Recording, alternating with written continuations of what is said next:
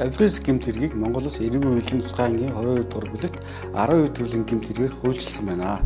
Авилгын хэсэг гэмт хэрэг нь хохирол, хор урс үр дагавраараа бус гэмт хэргээс ялгардаг.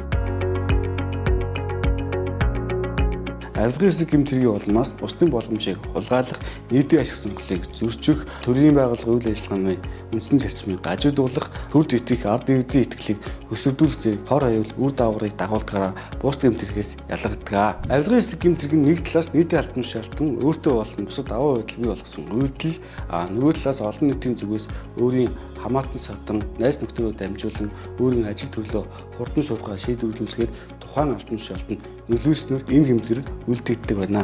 Авилгын хэсэг гэмт хэргийг зөвхөн хууль хяналтын байгууллага шалгахаас гадна олон нийтийн зүгээс авилгын хэсэг гэмт хэргийг мэдээлэх, шударга ус байдлыг өөгшүүлэхгүй байх, төрийн үйл ажиллагаанд хяналт тавих зэрэг нь таны авилгын хэсэг гэмт хэрэгтээ тэмцэхэд оруулж байгаа хувь нэмэр юм аа. Үйлдлийн Төв аймгийн прокурорын газар